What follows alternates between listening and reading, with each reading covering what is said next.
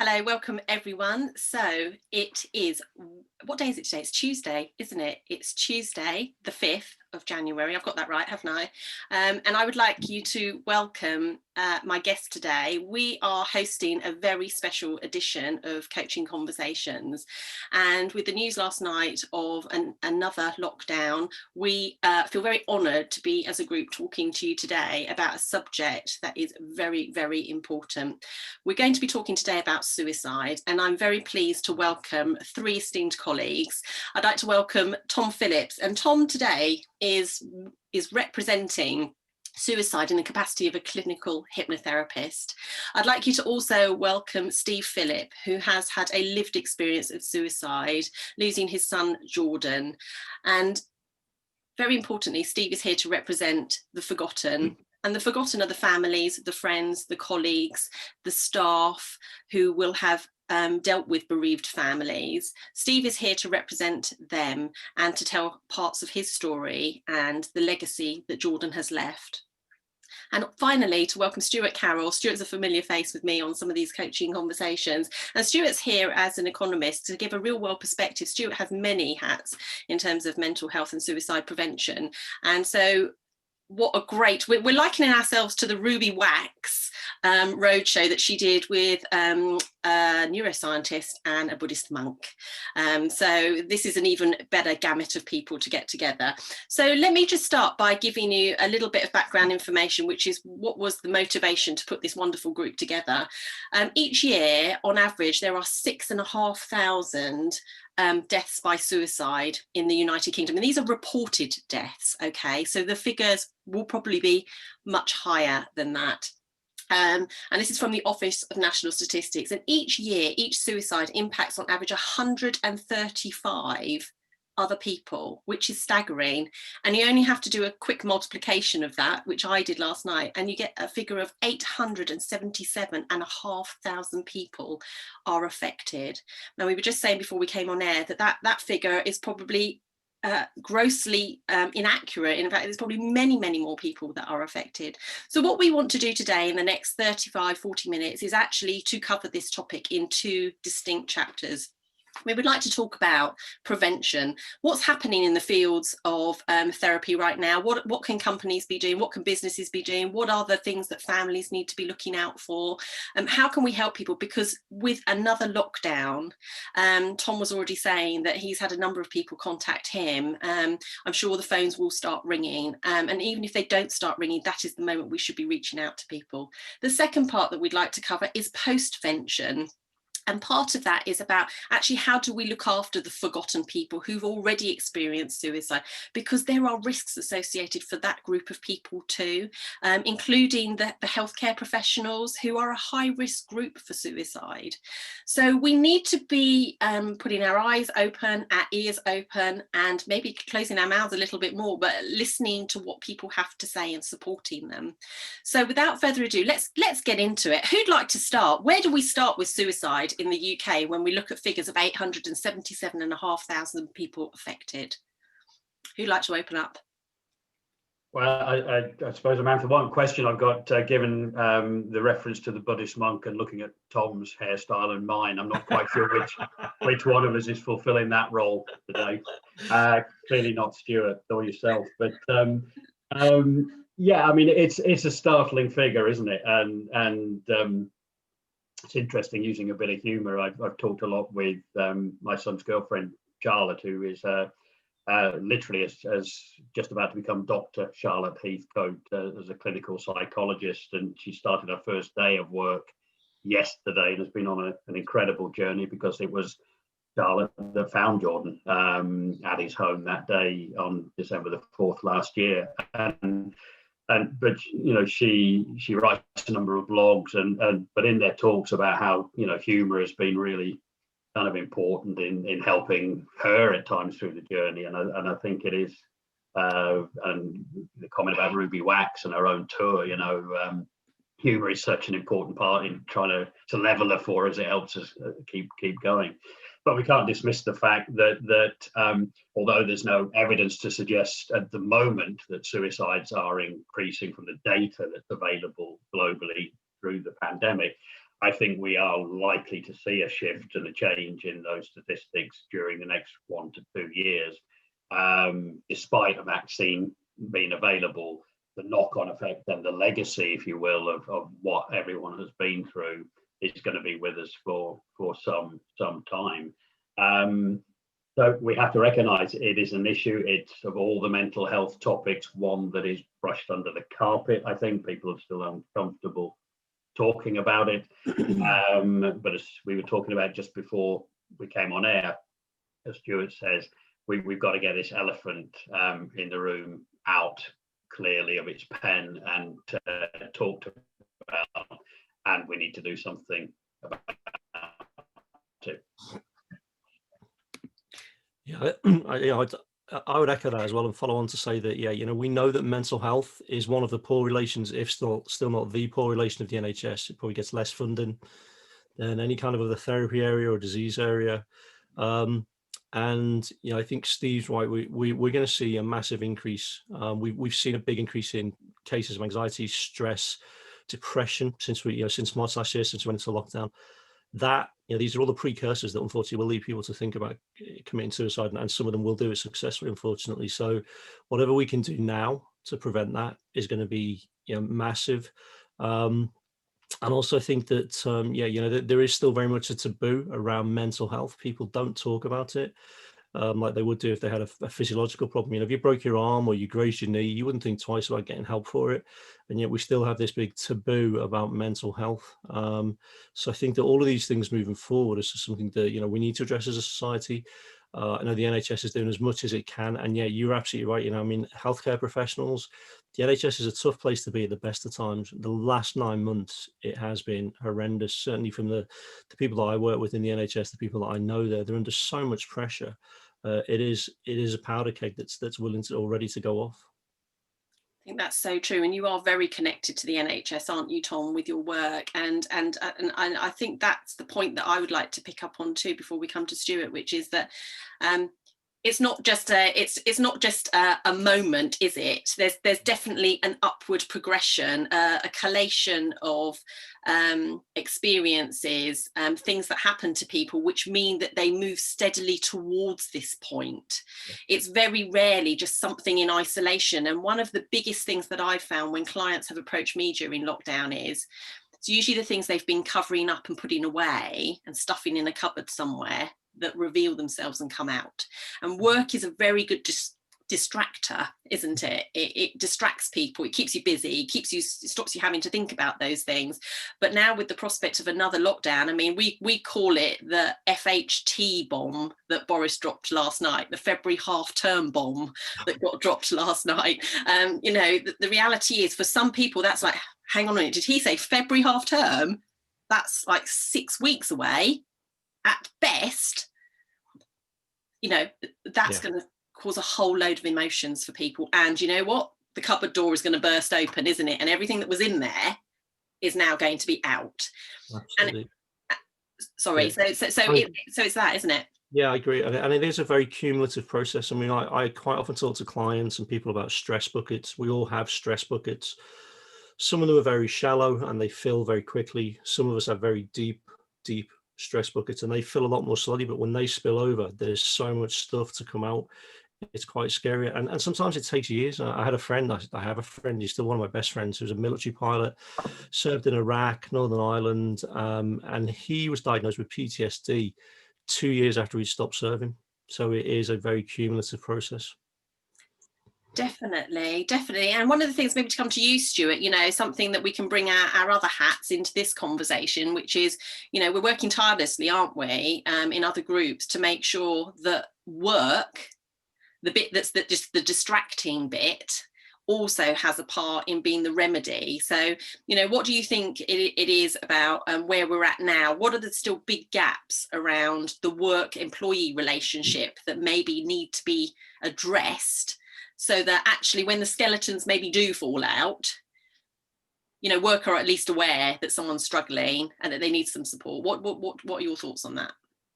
Yeah, well, first and foremost, thank you for inviting me on. I apologise to Tom and Steve. I didn't get the memo about the Buddhist look, but my lockdown locks do need to be cut. That there's no doubt. But Boris is going to make that even more difficult for me in the next 6 weeks. So thanks, Potter.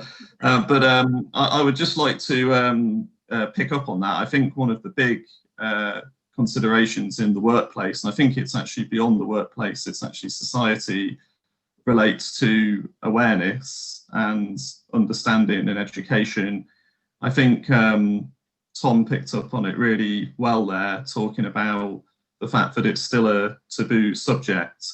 And I think that is the single biggest problem in many ways. There are many challenges and problems when we come to this area, but that is a big one. I think when we look at it over the last 10 years or so, we've been on a crest of a wave, age of enlightenment on mental health, which is fantastic, which is great. As you all know, or those of you who've heard me speak before, I'm highly ambitious and determined to see that wave go higher and quicker. I'm not satisfied with a linear upward trend. I want it to be exponential, because this is about people's lives, and people's lives matter, and matter very seriously. And as part of that, as they would say on the X Factor, the mental health journey, you know, we have seen some tangible improvements. You know, parity of esteem legislation, mental health legislation. We have seen the Health and Safety Executive having to now legally as well as ethically look at mental health considerations, not just physical health considerations. These are very positive things. I think they need to go further, but that's positive. But one of the big things that I think has been left to one side is that S word, suicide. You know, the forbidden S word back in the 70s, 80s was stress. You know, we don't talk about stress. You know, you can't be stressed. You know, that's weakness. We now talk about stress, which is a good thing. It's being talked about. The S word that is still not talked about, or talked about in a very limited way, is suicide.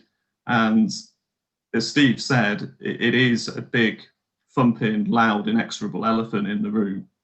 And I think that is the single biggest thing we have to come to terms with. And before I just pass it back, I've got a few other things I'd like to say later, but just one of the things I would say is that I think as a society, we have to be a lot more honest with ourselves about this issue. This issue has been effectively going on from Adam and Eve onwards. Now, the statistics you reported, Samantha, are without doubt an underestimate, an underreport, because a lot of suicides don't get registered correctly. We have seen an improvement in coroner reports and seen an improvement in coding, but for a very, very long time, going back, not just decades, but centuries, suicides just weren't reported. You just have doctors and coroners just signing off, well, you know, old Johnny, old Tommy was just a bit ill, wasn't he? He had a bad heart, so on and so forth. We have to accept the fact that this is something that, without wishing to sound too philosophical, is part of the human condition. And I think we have to also get to a stage where this is baked into our psyche, our education, our upbringing, our childhood. I think it should be something that forms part of public health education in schools, not just mental health, but talking about suicide, and also taking it a step back, which is talking about things like negative thoughts. I think, again, people tend to think suicide is just something that applies to a select group of people, or suicidal thoughts, suicidal ideation.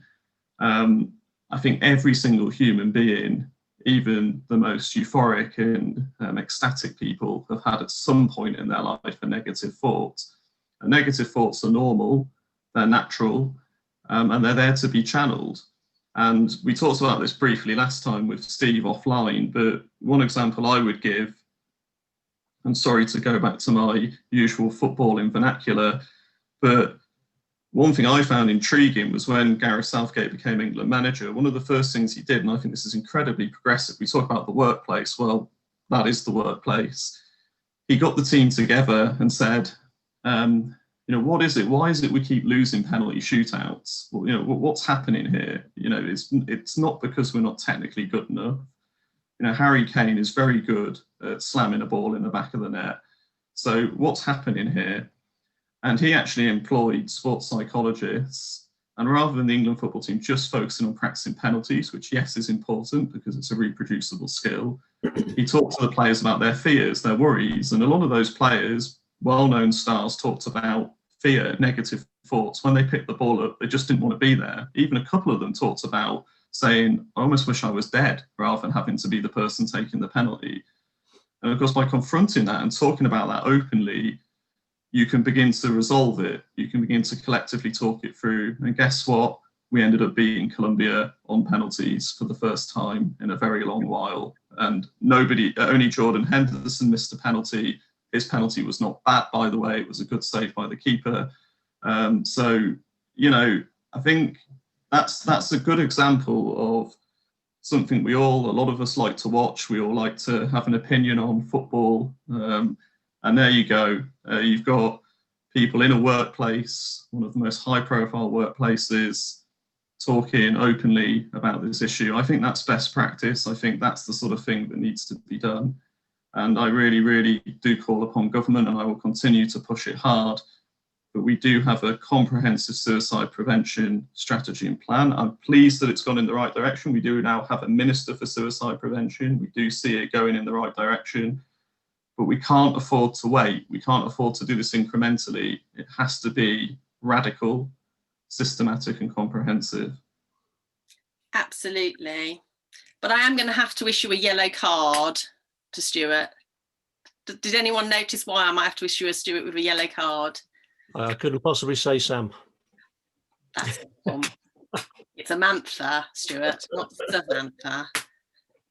Gosh, already another one and you're off, definitely. I put it Amantha. I apologise. No, I'm sorry. There are witnesses on this call. Definitely. My apologies. Wasn't it? Yeah. I've been speaking to too many Samanthas, generally. Listen, don't start following it up. You'll just dig yourself a bigger hole. There's only one Amantha. You know that. I'll have to take the yellow card. You will have to take the yellow card. But Steve, can I come to you? Because I think, as most people, I think there is a fascination, and I think that's a good thing. I think people are curious and want to know what it is about suicide that people are scared of, but they're also fascinated about. And having had a lived experience, I think the fascination is because people don't know about it.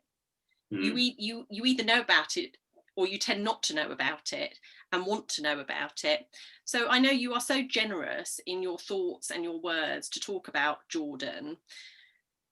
Bearing in mind that this part of our topic is about the prevention, what can you tell us about your lived experience of losing your son Jordan that can help people now understand why it is so important to have these conversations? What can you tell us?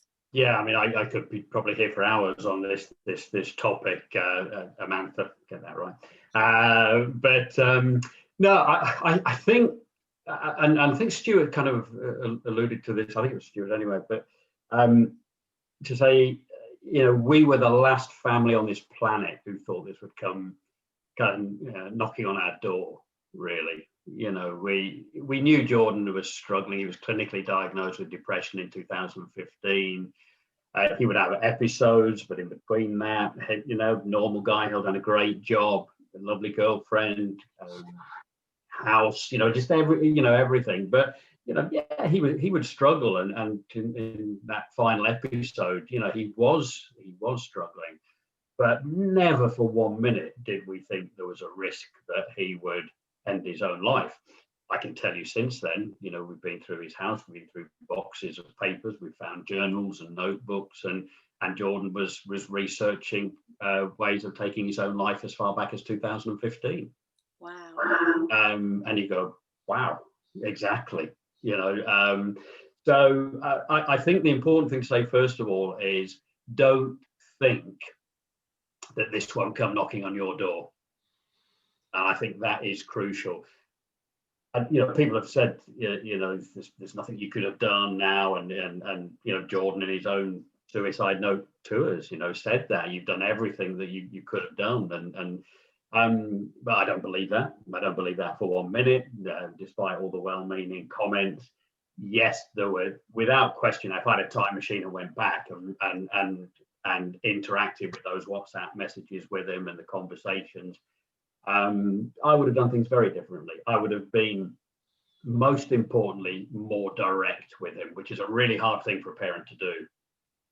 But I would probably have asked the question, are you considering, and pushed him. But instead, you know, what I did was, because although we live fairly close together, only 20 minutes apart, Jordan was a very private person. I think that was as much to do with his depression and not wanting to burden other people. It was a devil of a job getting to see him at times, and you know, the family would say that's hard work, you know, getting to see Jordan or getting him to come over. But I think that was his protective instinct. So when we did get together, we would have a beer, we would talk about football, we would talk about stuff, but we would never talk about the elephant in the room, his depression. That was something his mum, who, my ex-wife, who is a registered mental health nurse, senior mental health nurse, has been for many years, would talk more about. But even then, she was a mum and didn't want to become, you know, the registered nurse talking to Jordan. So, but I think, you know, we all look back now and go, we should have been more direct. We should have, you know, asked the question, are you considering self-harming or taking your own life, Jordan? You know, and I think what this is about is recognizing just how serious an illness depression is, and it's not just somebody having a bad day.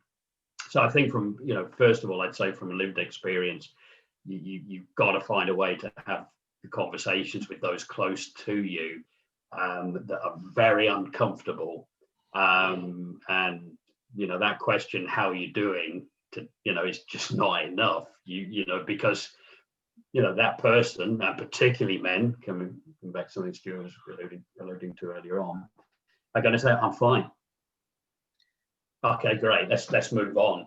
But you can't. You know, I will guarantee that if you just push that one step further and say, okay, but look, how are you really doing? I guarantee that in most cases you'll get a different answer. And in some ways, I think people who are struggling need that permission to be able to open up. And for most of them, they don't want to be a burden, really. So certainly that's one example from my own experience. And thank you so much, Steve, because you talk so openly about it, and I think that helps people so much. It really does. You're so generous with that. And one thing I just wanted to pick up on there is something that's in the mental health first aid training, which is that women, more mental health conditions are diagnosed for women, mostly because women talk about it. You know, can't shut us up sometimes, but I think it's the connectivity that women have, you know, and the nature of those conversations. We get into the deep stuff very quickly, and it's one of the observations about men that actually the guys will do the camaraderie stuff, won't they, and the backslapping. All right, mate, how are you? You know, obviously I'm generalizing, but unless that permission is there, those conversations don't really get going. And one thing I want to give the listeners is one of the clean language questions I use all the time. Have you all heard of clean language? It's not non-swearing, by the way. It's not non-swearing. But clean language, I'll see if I can, here it is. I've got the book right here. Okay, this is absolutely brilliant. This has been written by Wendy Sullivan and Judy Rees. And it's about revealing metaphors and opening your mind. And it's used in the NHS. And I use it all the time because clean language is brilliant because we think and dream and exist in metaphor. So often when we say to people, and this is just an absolute gem of a question, when we say to people, how are you? And they go, yeah, I'm fine. Best question you can say is, well, what kind of fine? What kind of fine? Well, you know, the sort of, it's just an okay average day. Well, what kind of average? Well, you know, the boring type average. And you can keep going and keep going. And what you start to reveal then is the context for that person. So like you said, Steve, and I'm sure Tom, coming to you just shortly, but in your practice as a clinical therapist, you know, in terms of hypnotherapy, what are some of these questions? Let's give the people watching this, what could be some of those well-formed questions that we could ask people, rather than the how are you go crap, it's all dried up now, what else do I say? You know, what can people say? So what would be your advice? What do you use, Tom? Well, I think, I mean, going back to the point that Steve made, you know, it's really important that you say to somebody like, are you okay? And you're right, most of us, men and women, will say, yeah, we're fine. So just follow that up and just say, look, are you really okay? Yeah. Yeah, you can talk to me. Yeah. And then just push it a little bit further. And you know, Steve's also right in that sometimes you have to be very direct. So if you do suspect that somebody's struggling, and certainly if you suspect at the point where they might be thinking of self-harming or committing suicide, just ask them that question. Say, look, you know, I'm concerned based on what I've seen of your behaviors recently, or based on what you've told me, or actually based on what you're not saying to me. Yeah. Fabulous. Yeah. Are you thinking about committing suicide? And I think that's part of mental health first aid training, isn't it? To ask that question. Okay. And I also think the other key thing that, again, Steve touched on, is to make people realize that they are not a burden. Okay.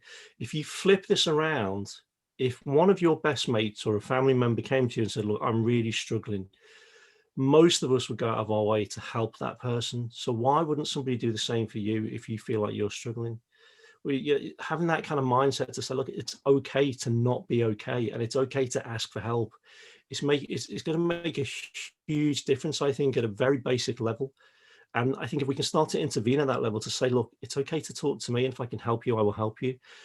If I can't help you, I'll help you find help. You know, there are so many organizations out there, so many different parts of the NHS, people like me, therapists and so on, that will help you. Yeah, and it's every one of us would much rather do that and spend hours on the phone or on a Zoom call or whatever talking to somebody to prevent, you know, that horrible situation occurring, than, you know, just dismiss it. And, you know, you're right, what you said before as well about blokes. We are far less likely to open up and talk about it. And certainly we know that men in the UK between 40 and 49 are the highest suicide risk in the country at the moment. And there's a couple of reasons for that. We know that, you know, yes, men, we're quite stubborn. We don't talk about stuff like this. And certainly men of that age group, and possibly a little bit older as well. So, you know, myself, I'm in my 50s. Steve's obviously only 45. You know, we were raised at a time when the prevailing society or attitude in society was big boys don't cry, stiff upper lip, get on with it. And that is just complete and utter rubbish. Yeah. Big boys do cry. You don't need to have a stiff upper lip, and you can get on with it, but you don't have to do it alone. Yeah, I think that's so important, and I think it is the context of those conversations. I mean, I'm not a fan of talking about weaknesses, not because I shy away from weaknesses, but I think there are many more strengths in people that are either undiscovered or underappreciated or underutilized. And it's about letting people know that coming to see a specialist like yourself, Tom, having a conversation with someone like you, Steve, or asking pertinent questions to someone like you, Stuart, is only going to increase their choices about what they do next. It's not ever going to limit, is it? It's only ever going to be opportunity and possibility. And the more we can spend our lives on the path of opportunity and possibility rather than regret and, you know, the sort of negative side of things, then I think that's a good thing. And so for me, one of the things I would really like to see more in the workplace are these positive conversations. Most people only get a one-stop shop with their boss at an appraisal situation once a year, and it's let's just quickly tick the boxes, shall we? You know, I'm over-egging that, but the reality is what we're not getting are those conversations of, so obviously with the news yesterday, how are you coping? How have things changed for you? What are the pressure points for you? Do you know what? Have a think about it, come back to me later this week, but we definitely will be talking about this, and we're going to be in each other's space a bit more. I want to see managers supported so that they can have these robust conversations, so that it can feel okay to say, yeah, I am worried about how you've been behaving recently, and I'd want someone to ask me that. So in the spirit of friendship and openness, or just respect for you as another human being, I need to ask you, you know, are you making plans to end your life? I need to ask you that. And I want managers to feel confident to do that, because I'm absolutely convinced, my experience tells me managers aren't. They don't feel skilled to have these conversations. And I think that is the responsibility of the employer. I think it's also comes back to that spirit of society that we should care. We should give a damn about the people around us, and just because we're not related doesn't mean we should care any less. So I agree with all of those things. So would it be okay? Sorry, Steve. Sorry, Amantha, just to add to that, I'd like to pick up on something that Stuart mentioned earlier as well. And I absolutely agree with what you said. And I'm glad you made the comment about society. But you know, I think it goes right back to school. It goes right back to school kids. We talked about maybe having open conversations around suicide. I mean, I know, you know, our own grandchildren here. One of them's a bit older, he's 12. He understands, you know, Jordan took his own life, but for the others, you know, it's never been brought up. Jordan was unwell and he died, you know. But I think coming back to schools, I think the challenge we have is we're bringing up, particularly now during COVID, children that are missing out on that social connection. There must be a fear in terms of what is all this, what's going on. But even before COVID, we had, you know, children who were not being taught life skills. They were not being taught resilience. And, you know, if I, you know, look back again through journals, through some of the notes I found of Jordan's own CBT therapy, that we never really knew why he went. Well, we assumed it was the depression.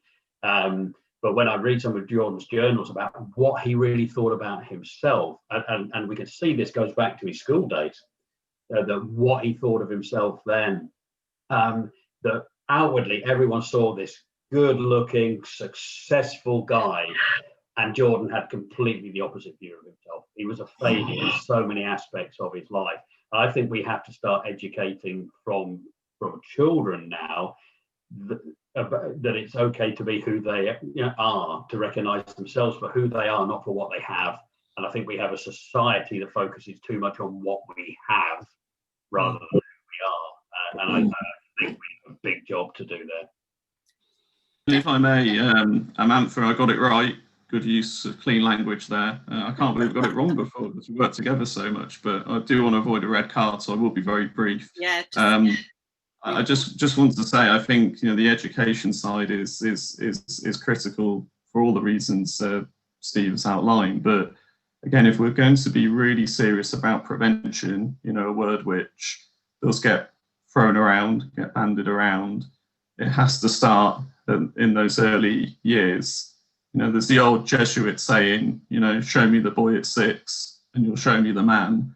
Well, if we're not getting behind how young people, children are thinking, feeling, their emotions, particularly in a world which is going to be extremely difficult for the future generations because of the consequences of this pandemic. I don't just mean what we're living through at the moment and the sequelae of the pandemic in terms of mental health and emotional health, but also the economic consequences for the future generation of this pandemic, then we are going to have a serious set of mental health challenges above and beyond anything we've seen before. And that is going to present with increased suicide attempts and suicides. And I think it is therefore absolutely imperative, but it starts at that level very, very quickly. I'd say on the workplace, I agree entirely with what you're saying, but it has to be an employer's responsibility. Increasingly, the law is going to move in that way. And if you recall, before this pandemic, Boris Johnson even talked about that, you know, in his leadership campaign before he became Prime Minister, about moving more responsibility for all things mental health towards the employer.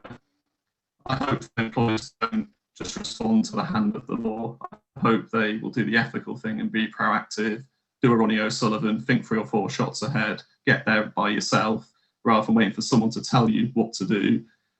Because actually it's really, really important. And you're going to, as we've talked about before, you know, the economic benefits of that in terms of productivity, the cultural benefits of that are unequivocal, but also, you know, socially, ethically, that's the right thing to do. But you can't just turn it on. You know, all of this stuff has to be based on culture, has to be based on determination. I think Tom kind of summarised it pretty well in saying you've almost got to be patient. You know, you can't just sort of say, all right, how are you doing? All right, you're fine, off I go. You've got to make time for things and show people you're not a burden, show people that it's okay. You know, Gareth Southgate showed his players it was okay to say, I don't really fancy this. I don't really want to take a penalty. Well, why is that? Oh, okay, because of this. You talk about weaknesses. Actually, most people's weaknesses are also their greatest strength. And why is it that an England footballer didn't want to take the penalty? Because they want to win so much. And because the idea of losing hurts so much, it's the idea of, well, I don't want to be the one to put it down on the penalty spot. Turn that around, you can get a hell of a lot out of people. So I think it's just important to reframe this whole discussion, this whole debate. And like I always say, together we win. Everyone has a responsibility in this. Steve, I think, just to say, I think is absolutely inspirational and fantastic. You know, I think the stuff he's talking about and what he's doing with Jordan's legacy is immense, and I think it's just really, really important to acknowledge and recognise that, because we shouldn't underestimate how difficult it is to talk about this issue when you've been through something as serious as Steve has. And I just want to put on record that I think how he's spoken again today and all the stuff he's doing is genuinely and truthfully inspirational. Absolutely, I know we all agree with that. And just to springboard into the next part, I mean, you maybe don't know this about me, but I used to coach children, and I still do coach children. I don't advertise that I coach children, but I've had to step away from that because there's actually no funding for a coach like me to coach children in secondary school. There is none. All the work I've ever done, I've coached over 300 children, has been voluntary. So it's a really big problem, Stuart. It's a really big problem. And we were promised about 3 years ago that there'd be like the equivalent of mental health nurses or a colleague, someone, a known person in schools that children could go to. It just hasn't happened. Just hasn't happened. And I'm inundated with phone calls, people saying, please, can you just work with my child? Please, can you help? And I'm very proud and privileged to do that. But I'm absolutely telling you, we need more funding behind that. If we're going to create this big society, the one that we can all be really proud of, that we know is going to make people feel they have self-belief, self-esteem, self-worth, confidence, and their motivation. Those are the cornerstones of resilience. Unless we teach children that those are as equally as important as getting a GCSE grade in chemistry or maths or English, it's not going to happen. So I think that is really powerful, and we know there's more work to be done. I can feel more discussions coming, definitely. But actually, now's the time to talk about what do we do for the forgotten families, for the forgotten friends, colleagues, workplace people, for the people who actually are supporting those that are bereaved. What's out there? And I'm very, very proud to say that actually Steve Phillip has really got the ball rolling already. You know, he hasn't waited. He's turned something so catastrophic in his life and for his family in losing Jordan into something so positive, that actually to be on this call with you today and to be able to talk about what's going to happen on the 21st of January is really important. So without further ado, Steve, I'd like to hand over to you to talk about what do we do in terms of post-vention to look after people after this has happened. Yeah, thanks, Samantha. And I think, you know, the big society term you used, which I just made a note of, was a great phrase to use. One of our objectives, and I'll talk specifically about January the 21st, was that I was very privileged through my connections and the network that I have, particularly through LinkedIn and the articles and posts that I shared, to come together with a gentleman called Paul Bittles. And Paul has extensive experience in suicide prevention globally with the zero suicide community, and shared with me how effectively strategies have been put in place in places like Detroit. Actually, Tom will probably be familiar of Mersey Care. I almost said it in a Liverpool accent then, Tom, as well. I'm turning into John Bishop on this call. Mersey Care, and in Australia as well. And how they achieved and moved very much towards zero suicide communities was by implementing really a ground up strategy. And that was to get businesses and local communities, whether that's chambers of commerce or individual sports clubs or whatever it might be, to openly talk about this topic and say, look, you know, are you interested in making a difference?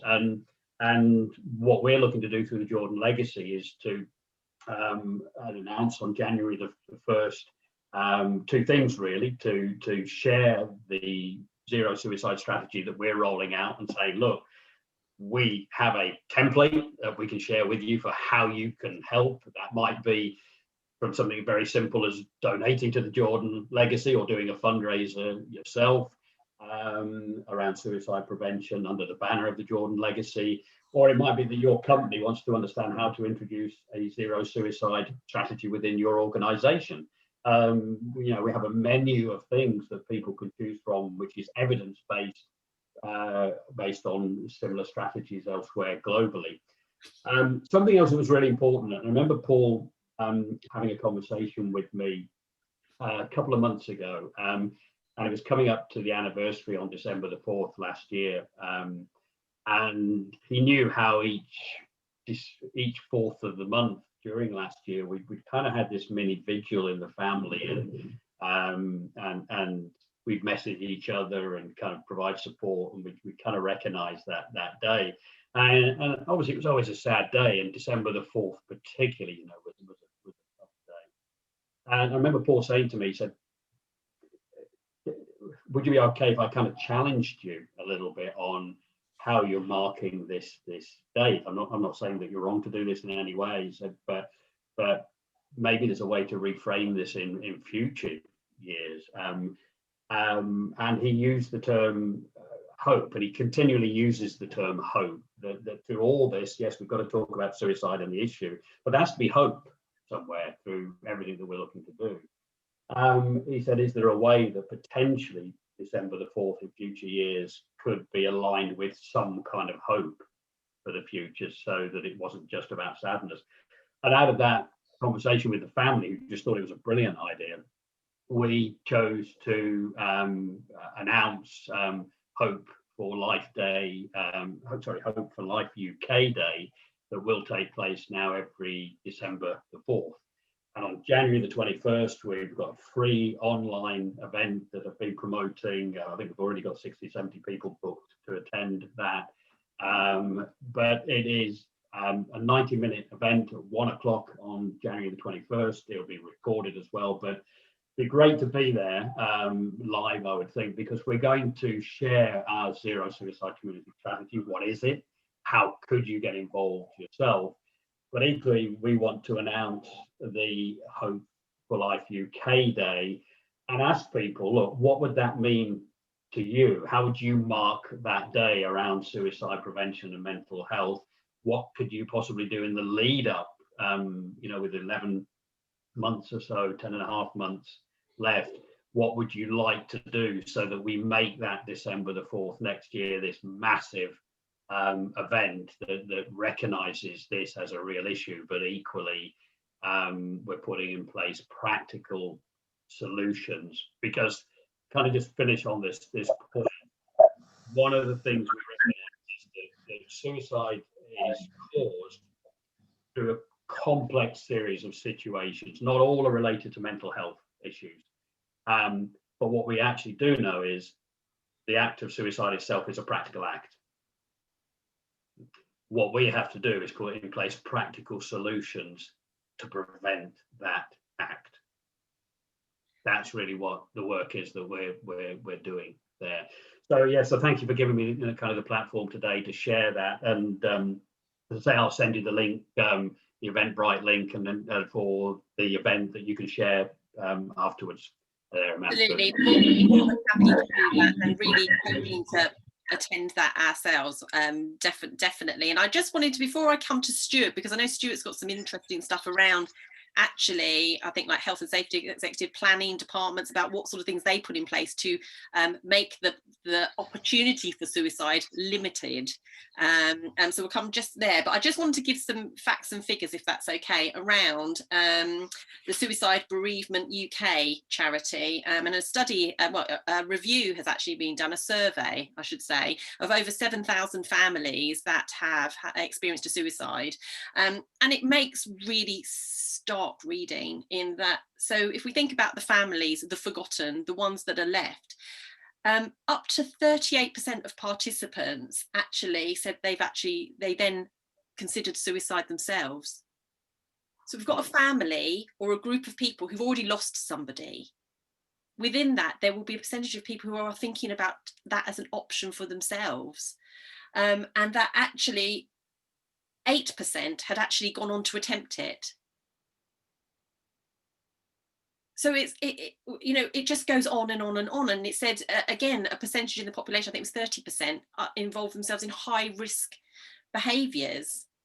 And I found this really interesting and sort of quite bizarre, in that you just thought, oh my goodness, I can't get my head around this. It was saying that actually the doctors and nurses and the healthcare staff that are supporting those bereaved from suicide, or actually going through with the act themselves, they are at risk. So it's like, well, who's supporting them? So charities and community interest companies like yourself, Steve, are so important, because if anyone out there is thinking logically, well, if you've had a suicide in your family, you're not going to entertain the idea of doing that yourself. The data shows that that is not the case.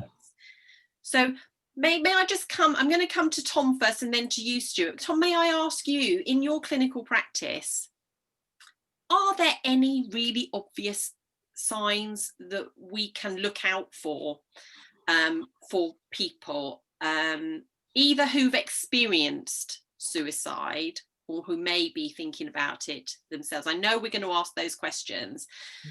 Yeah. Is there anything you could think of? Sadly, the answer to that is no. You just don't know when somebody's in that dark place. You may see certain changes in behavior. You may see a lack of motivation, a lack of engagement. And this is where you really need to be saying to people, look, yeah, I'm really worried about you. But although my experience is nowhere near as personal as Steve's, I had a colleague who committed suicide. On the night he committed suicide, he went to the pub, had a few beers with his mates, walked home and threw himself under a train. So, and nobody knew. Nobody was with him that evening in the pub knew. So it's really difficult to tell. I think a lot of people think that, people who are thinking of committing suicide are depressed, they're down in the dumps, they're in the doldrums or whatever. And yes, some people will be like that, but a lot of people are just functioning quite normally. And then they've got to that point where they just, they decide that the best option they've got is to end their lives. So it's not easy to spot. But like I say, even if you just suspect that somebody's in a bad place, just give them an opportunity to open up and talk to them. And as Steve said before, be direct with your questioning and just say, look, I'm really concerned. This is not like you. And I if you want, don't talk to me, talk to somebody else. And I think it's the same as well for the kind of the post-prevention or the post-suicide. If you know somebody that's been affected by a suicide within their family or their friends or whatever, be there to support them if they're not accessing the mechanisms or tools that are available through the NHS and other organisations as well.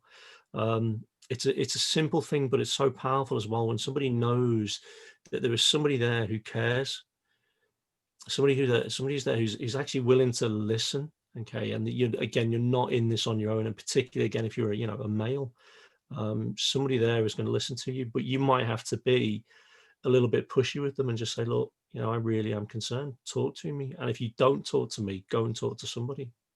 Absolutely. And may I just give you something anecdotally from me, which is that I've been in a very privileged position to coach at least 8 young people, and these are under the age of 19 who have made attempts on their lives.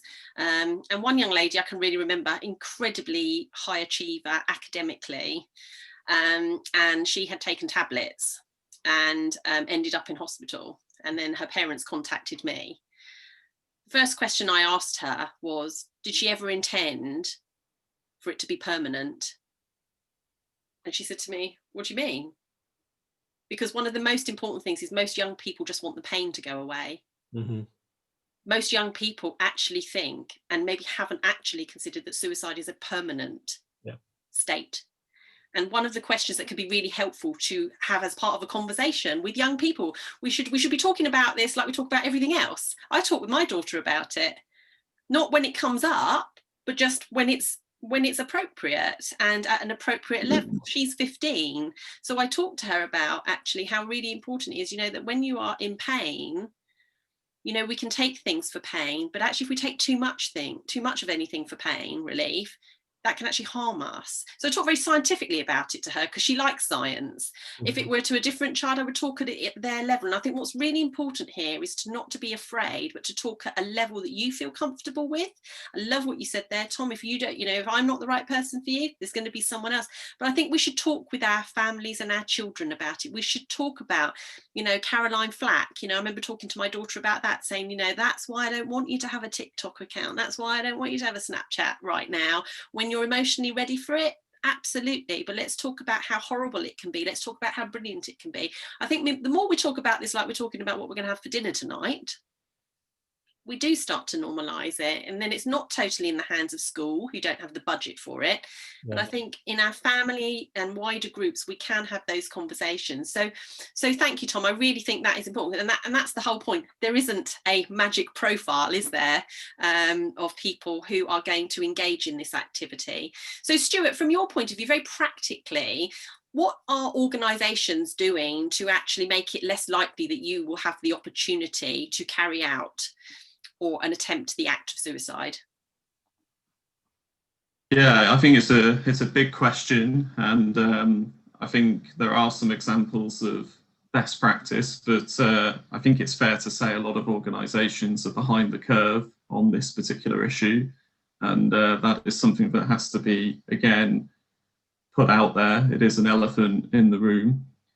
I think on a very practical level, there are, of course, steps that can be taken. To speak to Steve's point around suicide being a practical undertaking, there are things in terms of site assessments, in terms of really not just looking at health and safety hazards, but also across your own workplace arena or your surrounding area, even working with your local council or your local community. Are there potential sites or places where people could see that as an opportunity to sadly take their own lives? And I think that is something that has to be looked at. I think there's been some excellent best practice by Network Rail and a lot of the transport infrastructure. I recall when I was doing my suicide prevention first aid training, I went on a Public Health England masterclass, and Network Rail were one of the expert speakers, and they talked extensively about the things they have done on platforms, on staircases, trains, bridges. And yes, that's a very tangible set of infrastructure, but there are learnings you can apply in any organisation to that, because some of it's about strategy, it's about thinking. Have you actually just thought about it? Have you actually looked at this on a checklist? Have you actually even contemplated what your office, your factory, your shop is set up like, and have you sought to mitigate? So I think there are things there. The other thing I would point out is I do think the Public Health England toolkit is excellent in terms of being able to do an assessment. I've used this toolkit before. It covers not just mental health and also what we call physical health, but there is a suicide domain in that toolkit, and it asks some pretty blunt, straightforward questions, which I think is good. That's what we need. Do you have a suicide prevention first aider in your building? Has the issue of suicide been talked about within your organisation? Has the issue of suicide been talked about within your leadership team? Have you done a specific site assessment of suicide risks across your factory, your office, your setup? And you have to mark yourself using a RAG-rated system. And you know what? Frankly, a lot of organisations are going to be red, and that red is going to be a very deep shade of rouge, as the French would say. So, I think people have got to get real about that and be honest about it. But I think there's a bigger thing within the workplace, and I think the Stevenson Farmer report, which was the independent report commissioned back in 2017 by the then Prime Minister Theresa May, with whom I actually work with closely because she's my MP. That report, I think has brought forward a number of key considerations specific to the workplace around, yes, principally stress and also mental health, but it does touch upon the issue of suicide. I actually think that report should almost be recommissioned to look at suicide. I think that would be a logical conclusion from that report. So identified lots of things, but we need to go further, and that needs to be the gestation of serious government policy on this issue, and indeed revisiting pieces of legislation. Although, you know, we're not going to solve this issue through legislation and laws, we're going to solve this issue through ethics, society and people. And because it's about exactly that, you know, practical things is about what culture do you have in your organisation? What leadership do you have in your organisation? You know, is your organisation frankly paying lip service to this issue, or worse than lip service, is your organisation just pretending it's not an issue, pretending it's not there? It goes without saying human resource departments have a massive role to play here. And I think a lot of human resource departments, I don't wish to sound polemical, but I don't think they're match fit. And I've just got to be blunt about that. And I do think a lot of organisations need to part themselves in the mirror, have a good look, have a good think, and really, really take this issue seriously. I think we've got to get out of what Einstein called insanity, you know, doing the same thing over and over again, expecting different results. And that isn't a phrase I just band around. I think, as I've said before, and some as you know, I actually have a picture of Einstein with that exact phrase just above my staircase. So literally every time I get up in the morning, I have to see that phrase. I also pass Alan Shearer and Noel Gallagher and others. But you know, the point of it is that I see that phrase, and it's sort of like to always say to myself, whatever I do today, I don't want to do that. I don't want to be, as he would call it, insane. There's a lot of insanity going on in organisations in terms of head in the sand, pretending it's not there. It's not my issue. You hear that a lot. Well, it's not we don't have that problem in my organisation. Like Steve said earlier, you are deluded, and Shakespeare said, delusion is the servant of ignorance, if you think this ain't coming knocking at your door. So, you know, that's I think there's got to be a little bit of, how can I put it, Roy Keane provocation. You know, there's got to be a bit of, are we doing the basics well enough here, guys? You know, let's you know, and I think that's got to start with leadership. It's about culture, you know, and it's about going in the dressing room, the leadership room, the factory, the site, whatever you want to call it, and starting there. And once you start there, I think everything flows. But in terms of some of the practical things, I'd point to that. I'd also just point to one other thing, which I think is a fantastic resource, actually. It doesn't get anywhere near enough credit, and that's the Samaritan's Q&A on suicide. I really would encourage people to read that. I think it's fantastic. You know, there's some superb things there where they talk about facts versus myths. And again, you know, Tom's spot on with what he said. I mean, 100% on it, you know, with this, that you don't have to be mentally ill to take your own life. You know, you gave the example of a colleague who, by all accounts, seemed fine, went down the pub, had a few pints, takes his own life. You know, I think we've got to get that out of the system a little bit as well. But it's just those of us with clinically diagnosed conditions, it's just those of us sitting in a corner feeling miserable about ourselves. You know, that isn't the reality. It isn't. So when organisations say this isn't our issue, well, you can have anybody who's happy. They could have gone to a work party, you know, been on the dance floor, dancing around, looking fantastic, looking great at the Christmas party. It could be then. And, you know, in the end, this isn't an easy issue to solve, and none of us are pretending that it is. But I think what we're saying is that, do you have the passion and the desire and the enthusiasm to try to do something about it? And I think that's where it has to start. Absolutely. And thank you, Stuart, because there's just a couple of things I wanted to soundboard. And can I just put a note out to everybody?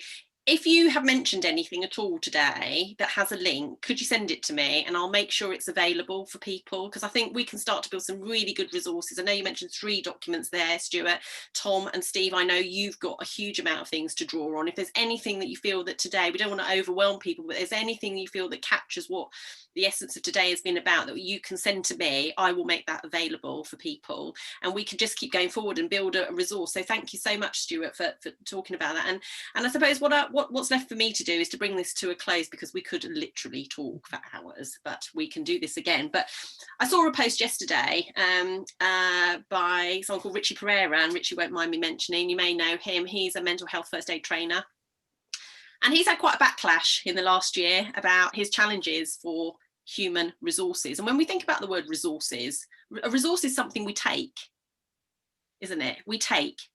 Why are we taking from humans and not giving back? And he's challenging the mindset that we shouldn't be calling it a human resources department. It has to be human well-being. It has to be some other descriptor other than one that gives a definition of taking, a resource that you take from constantly.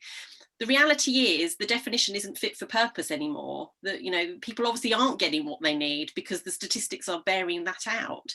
And one thing that I would make as a personal plea is, in the next 6 weeks minimum, please, if you are an employer, if you are an employee, make sure you're taking breaks every 90 minutes as a minimum. I put a post out yesterday about this. That's not just to stretch your legs, that's to give your brain the time to switch down, to down regulate. Even just walking down the stairs, walking to the kitchen, what that does for your neurology, cue my model, is actually, it allows this to sort of just down regulate a bit. Okay.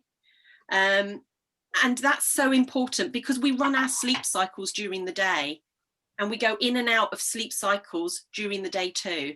So, you know, when you're feeling tired, that's the moment to stop. In fact, 10 minutes before feeling tired, that's the moment to stop. But please, please, please, everybody, make it a point. And if you're a manager, allow people to have those break capacities during their day. Zoom call after Zoom call, Teams call after Teams call is counterproductive. And we're not in the workplace at the moment. So we need to show this compassion and kindness and sensitivity to people, because it makes a difference. So I've just abused my position there as a chair, but hopefully in a good way. But so we're going to wrap this up now, gentlemen. And from me to you, I'm so grateful for you all giving your time so freely for this cause. May I ask you, putting you on the spot, what one thing would you want people to take away today? If they've watched this video, what would be your gem that you'd want to give them from everything you've either heard today or something you personally feel? Rightly, I'm going to go to Steve first.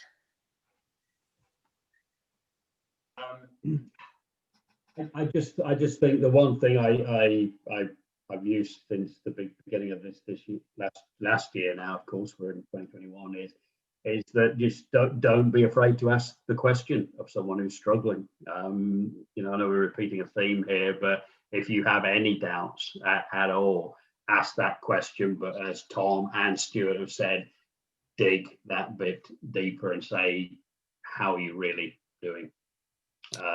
That's the key point, really, I'd like to share with everyone. And I think that's so powerful, isn't it? It really is so powerful. Thank you, Steve. Stuart, if I can come to you and then to Tom, what one gem would you want people to take away?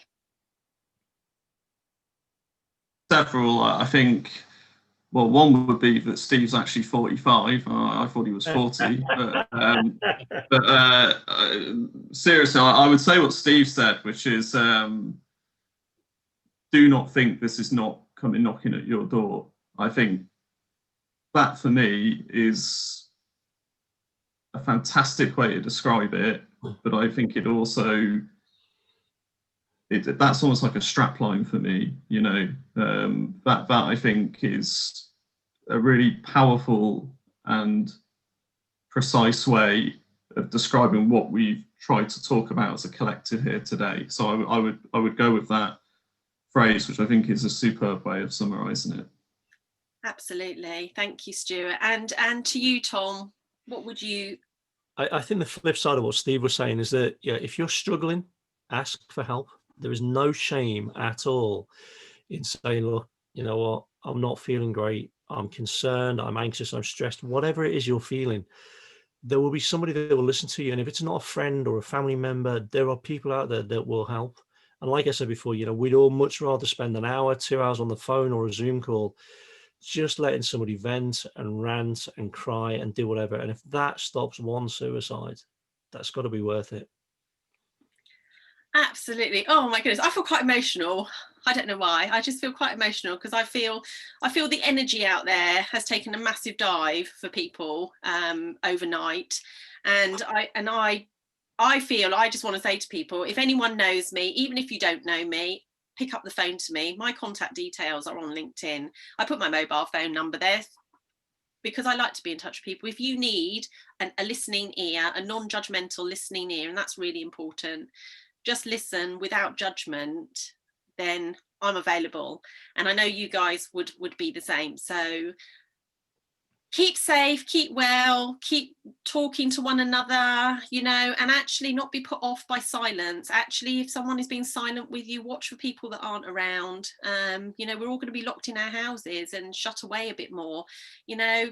Go for a walk, you know, you can do that socially distanced with somebody else, but even just a quick text emoji or WhatsApp, you know, let's get creative. Let's use this time, and I'm pretty sure we'll have another conversation, won't we? Definitely. Definitely. So from me to you, thank you so much, everyone. I'm going to stop the record now, but what we're going to do before we do, I'm going to let everybody know that we're going to collate all the resources that these guys have brilliantly mentioned. We're going to put them up. This is going to be part of the YouTube channel, so you can come back to it. And if there are people involved in employment processes, businesses, you can use this video to engage with your employees. Why not show this? And this is available, you can have it. We're not precious about it, but very much looking forward to the 21st of January. We're going to make that link available as well for Steve, part of the Jordan legacy, and very much excited to be part of the hashtag Hope for Life UK Day in 2021. So thank you guys, I'll see you next time.